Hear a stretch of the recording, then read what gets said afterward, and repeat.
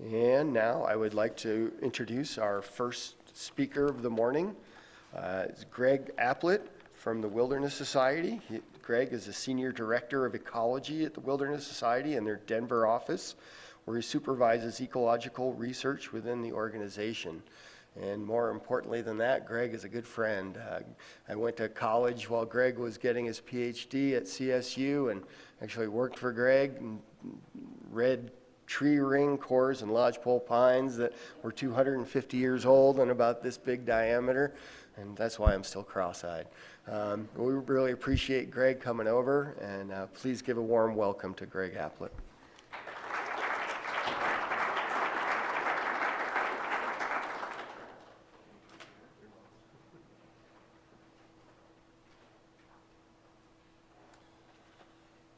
All right, well, I'm one of those people who was asked to step in and fill those empty shoes, so I'm reminded of the summer my kids convinced me and my wife to travel to Tennessee with them to Bonnaroo, this gigantic outdoor concert, which was quite the experience.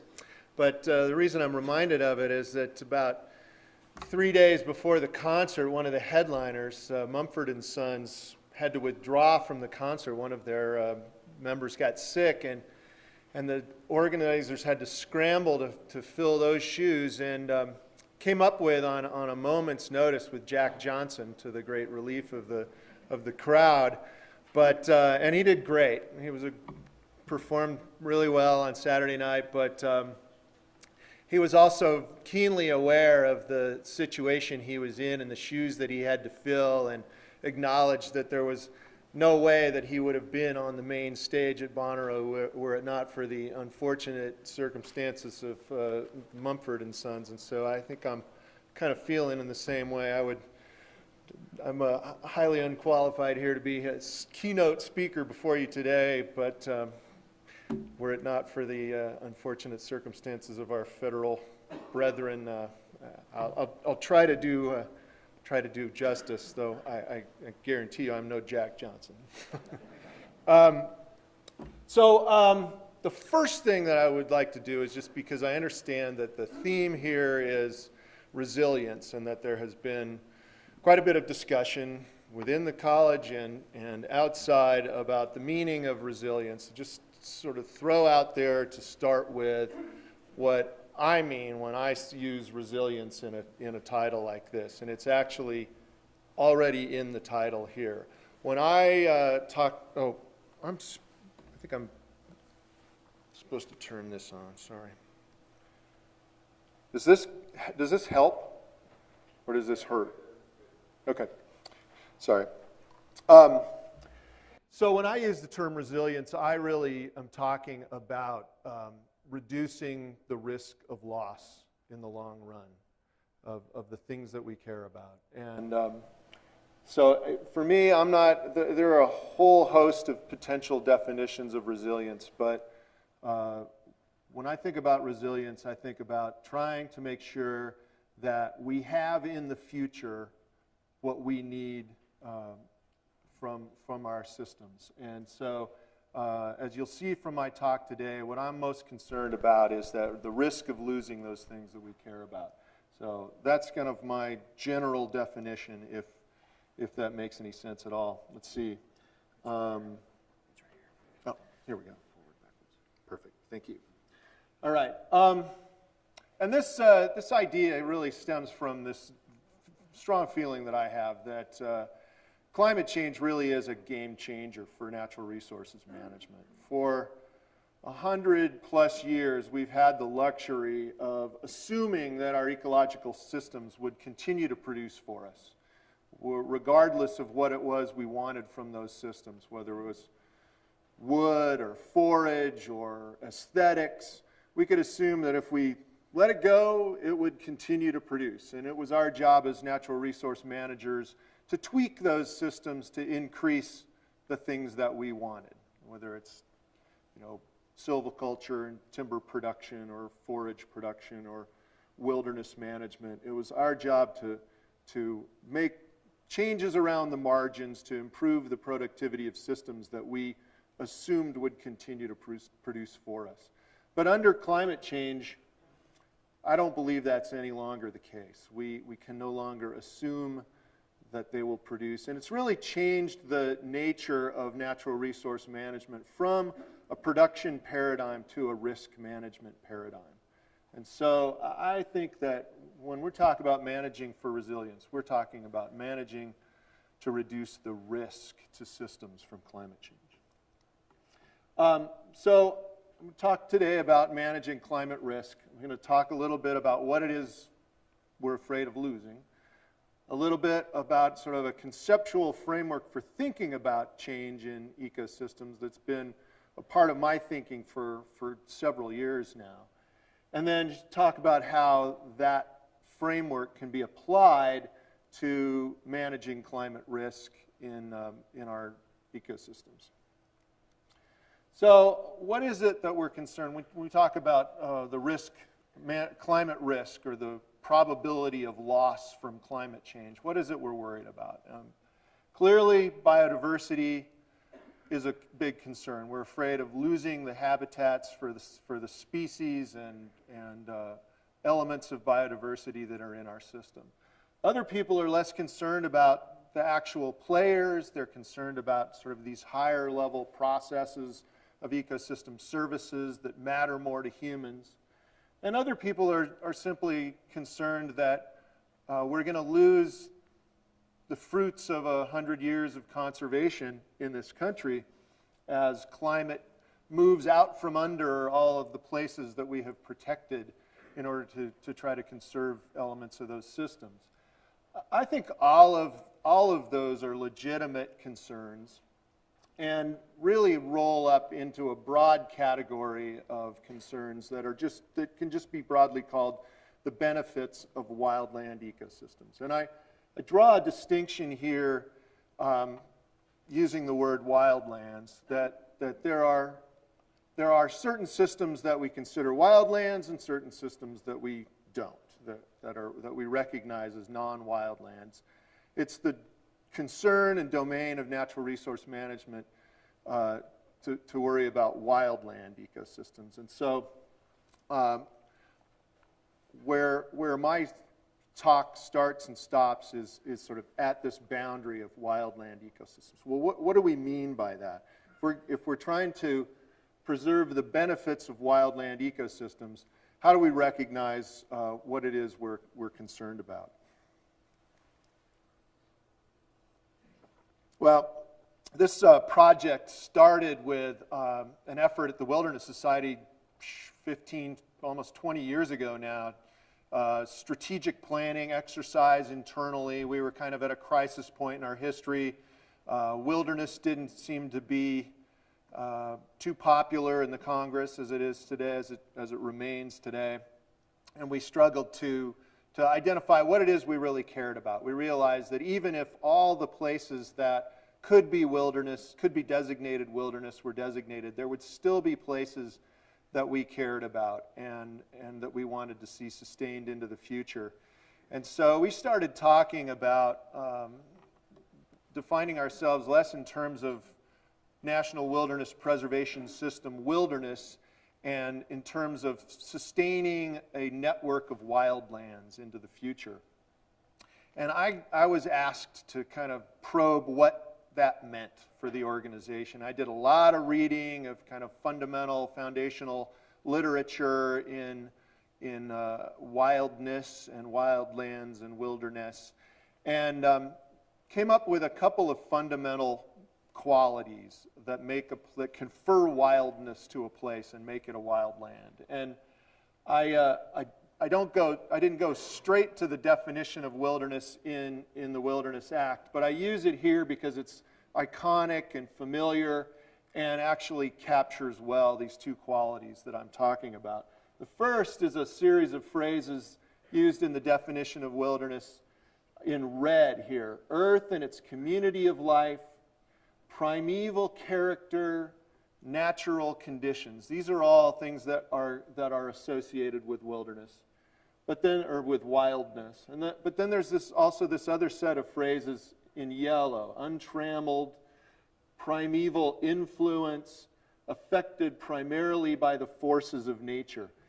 Over and over and over again in the literature, these two notions emerge where what makes a place wild is defined both by these qualities that can be boiled down into some description of ecological condition, or the wholeness of ecosystems, or ecosystem integrity, or in more modern parlance, the historical range of variability, some measure of sort of the intactness of ecosystems that we inherited from the past and that we wish to pass forward into the future.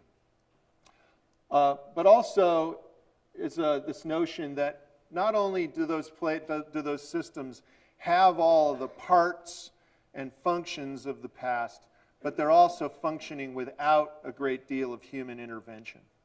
And so there had been some discussion in the wilderness literature about both of these qualities being essential to wilderness, often placing them at polar ends of a spectrum and talking about the tension of wilderness management that is required to sustain both of them at the same time when they were considered to be in opposition. But my reading of the literature convinced me that they were not opposite to each other, not in tension, but were in fact orthogonal, unrelated to each other. And if you place them as two axes, create a two-dimensional space defined by these two axes, you can essentially place all land within this space created by these two axes. And I illustrate that by talking about the two axes from novel to pristine. Pristine is probably not the best word. It's the word I used in writing this up many years ago. But as I say, pristine, probably think of more in terms of whole or within the historical range of variability, as opposed to novel and very different from historical conditions. The freedom from control runs from a highly controlled environment to the self-willed or untrammeled environment.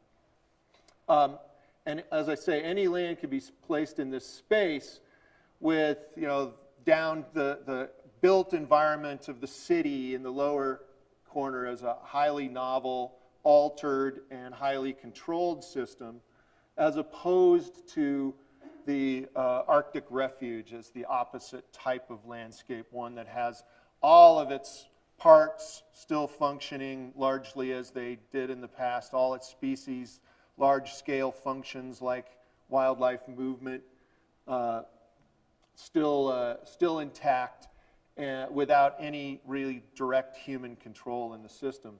And the idea was that wildness increases along both axes, out from the lower left to the upper right. And somewhere along that axis, depending on context, depending on where you are, there's some division between non-wild land and wild land. Well, you'll notice that if that is in fact a spectrum, then the opposite corners, the upper left and the lower right, are also somewhere along that spectrum, perhaps equally wild, but for different reasons. And I draw your attention to the upper left-hand corner, illustrated by the C&O Canal, which is, this is an example of a novel but self-willed ecosystem. The C&O Canal is just outside of Washington, D.C., for those of you who are not familiar with it. It's a historical artifact, a ditch built alongside the Potomac River for the purpose of facilitating commerce between Washington, D.C. and points inland, built in the 18th century, maybe early 19th century. It's an artificial structure. It's now covered with invasive species. The species composition's been highly altered, but it's a place that the Park Service manages as a wildland. They largely keep their hands off. They don't try to cultivate it, And the people of the city of Washington, D.C. adore this place as a wildland, despite the fact that it's a highly altered environment. Over here in the lower right-hand corner, I illustrate with the Curtis Prairie, a restored prairie ecosystem on the University of Wisconsin campus in the University of Wisconsin Arboretum. A restored prairie where all the species are representative of the tall grass prairie, all the functions of seed dispersal and application of fire and mimicking of grazing are provided by humans. So it's highly historically accurate, but a highly controlled environment. So no matter where, think of a system and you can place it somewhere in this range of conditions. Well, and as I say, somewhere along there is a spectrum that transitions to what we recognize as wildland.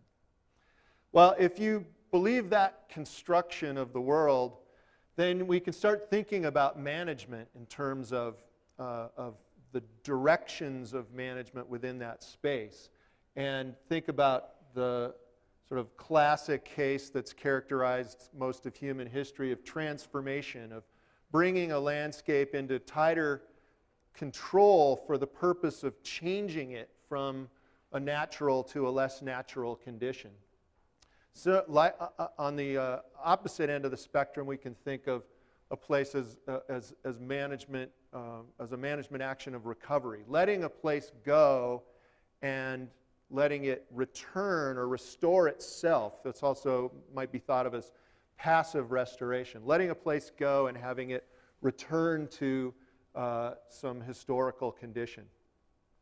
We can also think about investing control or investing human energy for the purpose of increasing ecological integrity. That's what we recognize as restoration. And similarly, we can let a place go and it may change on its own through invasion of species or what have you.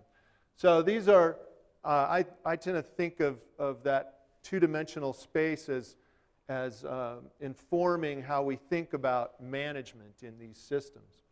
Well, this is the way that I thought about systems for quite a while. And in fact, Jerry and I have a chapter in the textbook Wilderness Ecosystems where we talked about restoration in wilderness in terms of these ideas of engaging in restoration and driving a system down toward the lower right-hand corner with the expectation that at some point it would be released and turn and recover on its own. Well, I no longer believe that. I believe that the advent of climate change and other forces of global change have eliminated this, have made it unrealistic to think that we can any longer just let a place go and expect that it will return to some sort of historical, pristine condition. The world is different. Climate change, invasive species, land use change, atmospheric deposition, these forces are all driving systems away from historical conditions.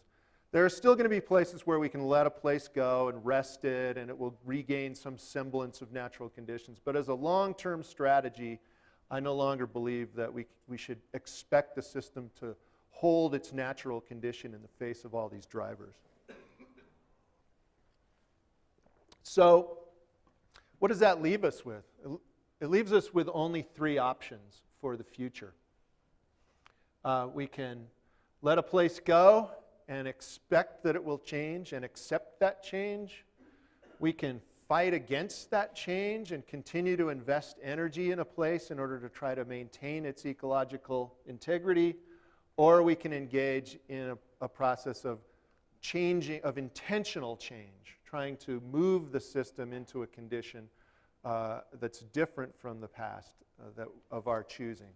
Hopefully with the intent, with the expectation that it becomes more resistant to these drivers of change through our action. So that's what we're left with, these three different options for management in the future, I believe. Now, what is the right choice? What should we be doing in order to try to sustain these things that we care about from wildland ecosystems? What should we be doing to try to pass on to the future the building blocks of future ecosystems, even if they're changed, which I think is one of our big responsibilities here? I don't really know. I don't know what the right option is.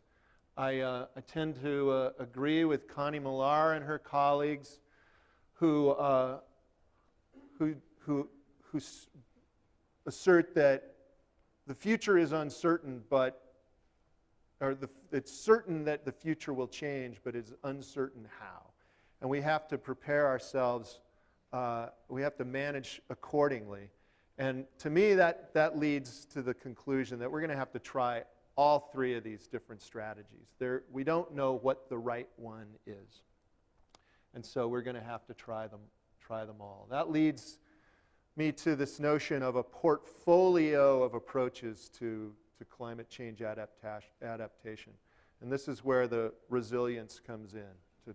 We're going to have to hedge our bets and spread the risk among a portfolio of strategies, employing all three of those different strategies. So that leads me to this idea that we ought to be setting up through planning, through planning processes, especially on the public lands, but really involving the entire landscape, this portfolio of different strategies employing observation only in some places, a strategy of restoration or engaging in keeping all the parts, even if it's swimming upstream against the tide of climate change, and others, and in other places engaging in innovative management and intentionally changing.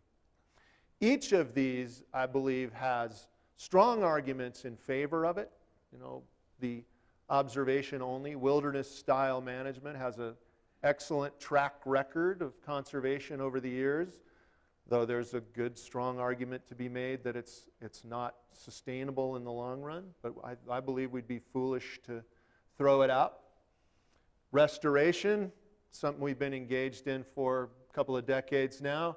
I think a lot of us strongly believe that historical dynamics is the only model we have of a system that has sustained biodiversity over time, and that it's our duty as managers to try to sustain those dynamics and sustain those systems into the future. To me, that's the essence of conservation, is trying to pass forward into the future that which we've received from the past. But as others have pointed out, it's based on a time when the climate was different than we expect it to be in the future, and there's reason to believe that it is also unsustainable. That leaves us with innovation, but which makes a lot of sense in these kind of theoretical arguments, but is a pretty scary proposition, and one that forces us to contemplate all that we don't know about ecosystems. But I think we're going to have to try it. So we just don't want to try it everywhere. So we're going to have to try all three of these approaches in an integrated landscape experiment, learn lessons as we apply it, and adapt our behavior as we learn. How should these different strategies be applied? I think that it's really very important, and the Wilderness Society believes that it's very important, that these three different strategies not simply be applied willy-nilly across the landscape in scattershot fashion, where there's great potential of them working at cross purposes and confusing and frustrating our ability to learn from the application of different adaptation options applied to the landscape. Instead, we need to apply them to well-understood zones across the landscape, so that we're applying things like, assisted migration and creation of novel ecosystems in one part of the landscape while we're applying more conservative approaches like protection of climate refugia and elimination of known stressors in others, so that we're not canceling out the effects of different adaptation options in different places. So that leaves us with this concept of zoning the landscape for this giant landscape experiment. And so what rules do you apply to this zoning exercise? Well, I think we can go back to kind of well-worn, well-understood concepts of conservation biology for much of that guidance. We want each of these zones to represent the range of conditions found across landscapes. We want these zones to be well connected across relevant climate, especially climate-relevant environmental gradients, so that species can move around in response to stimuli and still stay within their zones. And we want them configured in such a way that we minimize edge effects and the potential for confounding, canceling effects as well. So we're talking about large, well-connected zones on the landscape. Just to give you a picture, just a mental picture of what I'm talking about here, this is an illustration from the Sierra Nevada, where we just took places where there was a chunk of wilderness at high elevation, there was a chunk of non-wilderness national park somewhere else on the landscape, and up here a high elevation chunk of general national forest land that hadn't been allocated to any other particular land use. And we showed how a wilderness landscape could be connected across the environmental gradient of the elevation gradient of the Sierra Nevada, just by connecting watersheds from the highest to the lowest elevations, and then capturing the watersheds adjacent, so that we had water courses and adjacent uplands protected from the highest elevation to the lowest elevation within this kind of observation-only zone in which wilderness-style management prevailed. Another one where we thought that it made sense that that non-wilderness national parks, wildlife refuges, monuments, things that were allocated to the purpose of maintaining certain values, often described in legislation, maintaining those values over time, was a good place to engage in restoration, the active assertion of human energy to preserve into the future what we inherited from the past. And then the sort of general non-wilderness, non-park national forest land was a better place to engage in more innovative styles of management. That's just a kind of illustration. I wanted to also suggest to you that this is not this idea of zoning the land across relevant environmental gradients is not new. This is an illustration from, this is the island of Lanai in Hawaii. The ancient Hawaiians had a system of land allocation where they carved up the land and gave to various families strips of land that ran from the coast all the way to the top of the mountain. They called them Ahupua'a. And it's this ancient system of land use that's really driven by the same notion that every family ought to have access to a plot of land that provides them all of the resources, the full range of resources available to them as it would be available to other species, and but then allows each of the families to make determinations as to how and for what they would manage those land systems. So it's not that radical an idea. Emma Maris, who has recently produced a very interesting book called Rambunctious Garden, where she makes the case that we kind of need to embrace these more radical notions of land use, abandon our slavish adherence to the past, and embrace things like invasive species in certain places. she envisions this notion of carving up the land in different chunks and managing for different definitions of nature in different places. And she actually closes her book with reference to this Ahupua'a system. So just to close, I want to show you that we've actually been making an effort at the Wilderness Society to try to figure out how one might make such an allocation in a real landscape. We've been engaged in the planning process for the Sierra Nevada National Forest, which has been going on for a while now. And I've been working with a spatial analyst in our San Francisco office who has developed a system that allows us to take information about the owners or the land classification of various classes of land, whether it's wilderness or an experimental forest or a research natural area or you name it. If it's got a name and a management style applied to it, we went through and tried to figure out which of the 3 zones it would be most suitable for and weighted it accordingly using a weighting system that we developed internally among the ecologists at the Wilderness Society. We also intended to, though have not developed it sufficiently, a module to this model that takes information about the ecological condition of the land, the degree to which it's been affected by fire exclusion, that kind of thing, to try to inform which zone it's most appropriately managed as, and then to take some rules of contiguity, connectivity, shape smoothing to try to create these zones based on what the algorithm suggests it would be most suitable for and how the landscape is configured.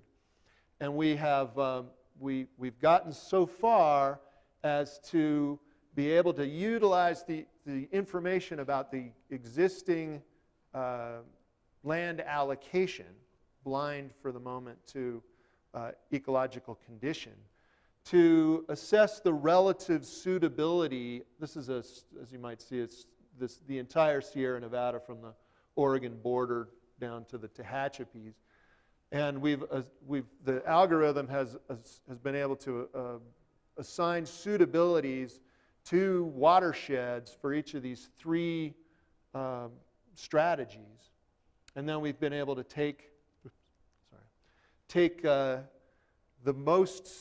look at each watershed and figure out what the algorithm suggests it's most suitable for and create this first cut crude map just to show that information about the land. This is the reason I'm showing this, not because of what it tells you about the Sierra Nevada, but really just to illustrate that it is possible to take information about the land and inform these decisions about zoning to these different strategies.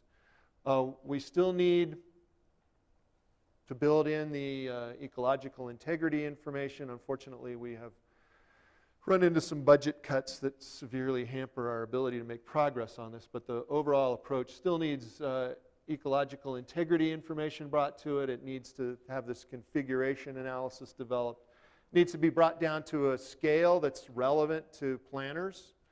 Nobody's going to be making huge assignments of the entire Sierra Nevada, but the forest planning process will take national forests and make allocations. That's the essence of forest planning.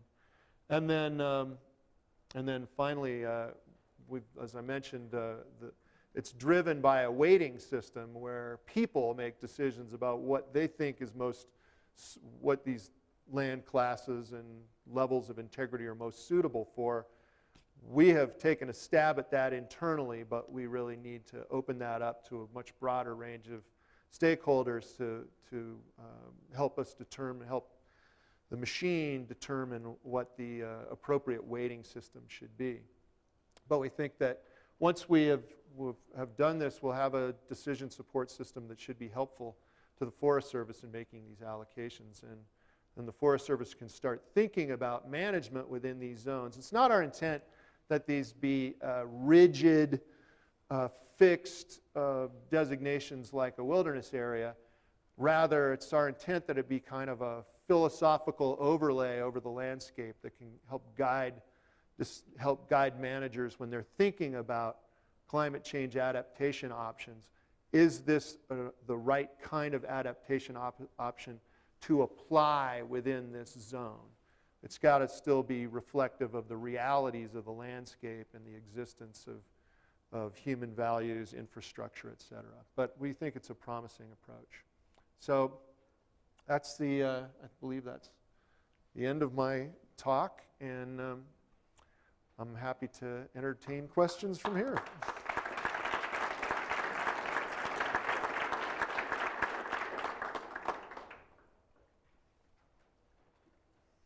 Nope. Anybody? Yes? At first, when you cut off that top right hand edge of your illustration there, I kind of thought you were stepping away from standard Wilderness Society approaches, but then you folded it back in with the observation only. Yeah, I still believe strongly that we need places that we simply observe. And wilderness has served that role well over the years and has, as I mentioned, a great track record for conservation.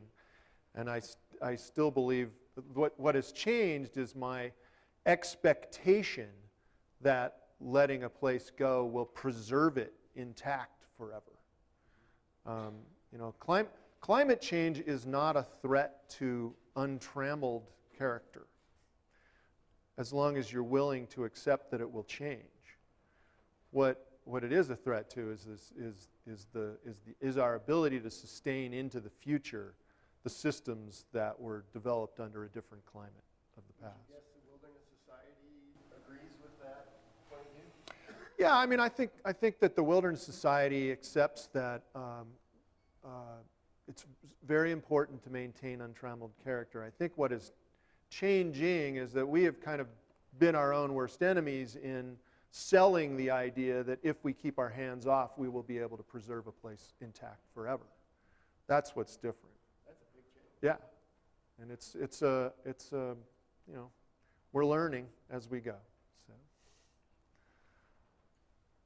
yeah. It seems like you put restoration in this box that makes me a little uncomfortable, so I just wanted to mention it, and then Okay. maybe you can comment on it. But it seems like in your view of restoration, it's restoring things to past conditions, Mm-hmm. and then this novel conservation thing is just something else. And I feel like a lot of restoration ecologists today are accepting of the fact that things are going to change and that we can't always aim for historic conditions, but instead we can take that into consideration and manage for resilience and recognize that things are going to change just due to species migration and that kind of thing. So I guess maybe just a comment on that. Yeah, I believe that restoration is inherently historical. So if you're not working with reference to the past, then you're not engaged in restoration, you're engaged in something else. You're engaged in this transformation idea. Somewhere along there, but there's this spectrum of whether you're trying to drive a system into some rigid historical description that you've derived from research versus whether you're simply using ecological knowledge that you have developed about the system based on study of past conditions, which is all we can study, right, is what our observations are of things that have happened in the past. So we might say, well, we think we're going to have more fire in the system in the future under a different climate, and we know something about the way that these systems behaved with respect to fire in the past, so we're going to apply our knowledge of fire ecology to developing novel systems in the future, like we're going to convert a mixed conifer forest to a pure ponderosa pine forest that we think will be more resilient to fire in the future. To me, that's I would assign that kind of an example to this innovation idea, where you're actually making changes to the system based on an understanding of the past. But I would not call it restoration unless you're really trying to sustain the composition and dynamics of that system into the future.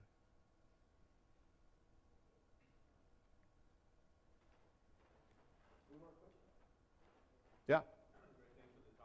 I'm curious, to get back to the idea of wilderness areas as being areas that are delineated just as observation approach. Do you think that may put them at a higher risk for any sort of portfolio approach? Do you think it would ever be appropriate to suggest a portfolio approach within wilderness areas? It has been suggested, actually.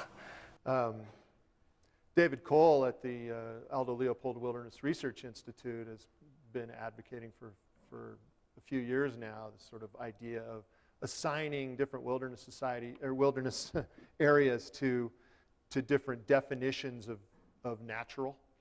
And personally, I think that's too narrow a view, that we need to look at wilderness as a component of a larger landscape and start thinking about the larger landscape in those terms.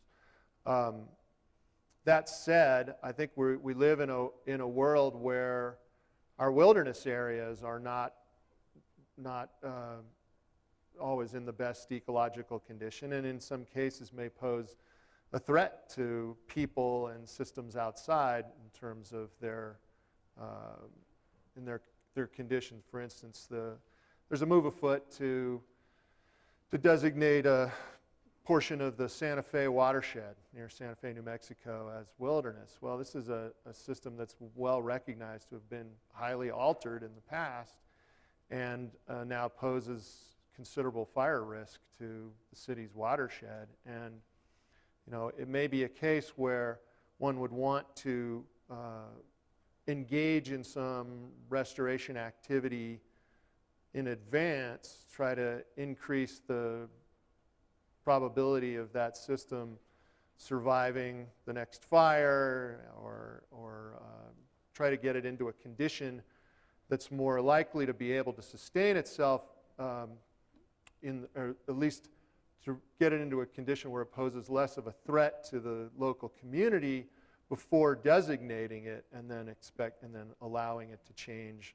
with restored fire in the future. So. I guess the way all I'm saying is that I think we have to have a realistic view of wilderness and wilderness management. It'd be nice to just say wilderness or the observation zone is the place that we're just going to let go and never intervene. I think that's ideal but unrealistic. We're going to have to consider other options. Yeah?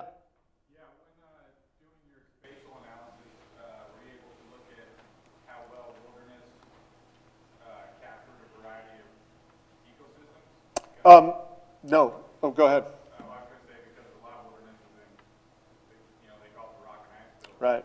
So, yeah. I apologize, but no, we have not yet been able to bring really any ecological information into the analysis. We're sort of a third of the way through it, really.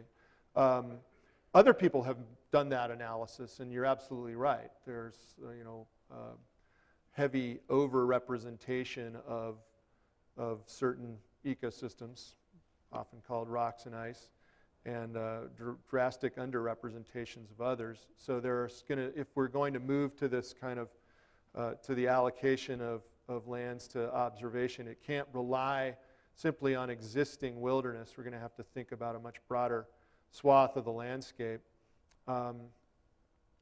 So, yeah, that's... Yeah.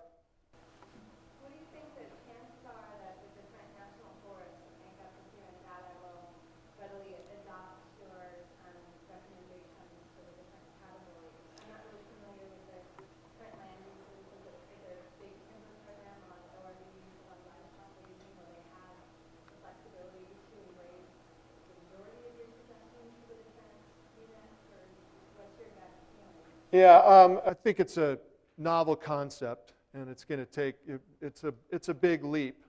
And so I don't expect, we're really just kind of trying to float the idea out there and get it, make it part of the discussion of forest planning. But I will say, because all the things that you mentioned are out there, there are all these